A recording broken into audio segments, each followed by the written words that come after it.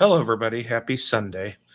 So, the movie The Revenant with Leonardo DiCaprio and Tom Hardy recently hit theaters again for its 10-year anniversary. And I saw it again on the big screen because they re released it in theaters. I saw it 10 years ago when it first came out, and I thought, it was such a masterpiece, it would be worth seeing it again in theaters, which I appreciate how they, do that with certain films like when there's so many year anniversaries, they put it back into theaters. And I think a lot of other moviegoers appreciate that too.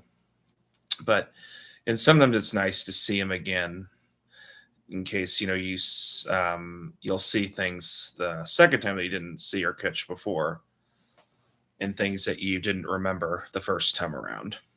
So there will be some spoilers in this content, so just be mindful of that.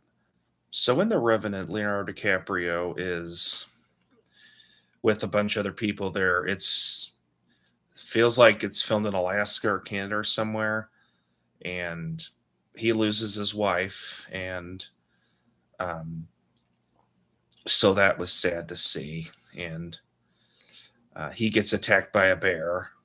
He gets tore up pretty bad, and Tom Hardy plays the villain. Those of you that don't know, he was Bane in The Dark Knight Rises, and among other things, of course. But he's mostly seen as a plays the villain type characters, which the acting for both of them was really really good. And so he gets attacked by the bear, and he can't move. He's hurt really bad. The other guys find him, and he's laying on a stretcher for a while. They're carrying him up this mountain, and they have to stop. And um, but he eventually recovers. And the sad thing is, Tom Hardy ends up killing Leonardo DiCaprio's son, and that's the main conflict in the film. And the thing I've noticed the second time around that I didn't remember was that at parts in the film there really wasn't a lot of dialogue. Like there wasn't little to no talking, which was fine because it is so visually well made that you don't need people talking to know what's going on. Like it tells the story so well visually that you can still it still makes a good story is what I'm getting at. And and in general as a whole it is very well made. And the cinematography is phenomenal, the acting is excellent. They do show, which again I didn't remember much the first time around, um, at times throughout the movies they show black crows, which a lot of film lovers like me either like know, and if you don't that's okay. But a black crow a lot of times in films symbolizes death, which there was a lot of that in the movie, because they also encountered Native American tribes, and those encounters were very violent, and people got killed. You see arrows going through people getting